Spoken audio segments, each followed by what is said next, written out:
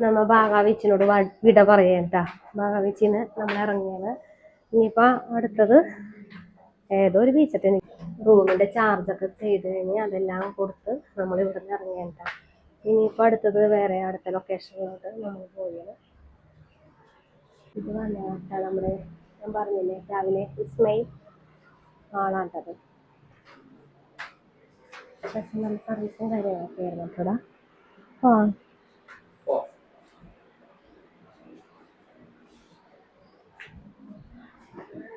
Okay, thank you.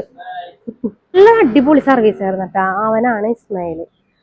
പിന്നെ ഇപ്പൊ ഞാൻ നമ്പറൊക്കെ കൊടുത്തേക്കാട്ടാ. സ്റ്റേ ചെയ്യണമെന്നുണ്ടെങ്കിൽ ഇവിടെ തയ്യോട്ട് വന്നോ, ഞാൻ ഗ്യാരണ്ടി. കാറ് പാർക്കിംഗ് ചെയ്യാനുള്ള അതിവിശാലമായ ഒരു പാർക്കിംഗ് ഏരിയയും കാര്യങ്ങളൊക്കെ ഉണ്ട് കേട്ടാ.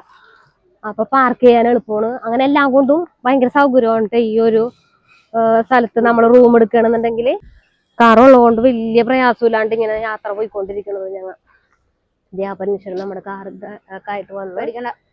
ഇനിയിപ്പോ ഓരോ ലഗേജുകൾ നമ്മൾക്ക് അതിനകത്തോട്ട് എടുത്ത് വെച്ച് കഴിഞ്ഞിട്ട് ശേഷം നമ്മൾക്ക് അടുത്ത സ്ഥലത്തോട്ട് പോകാം. ഓക്കെ.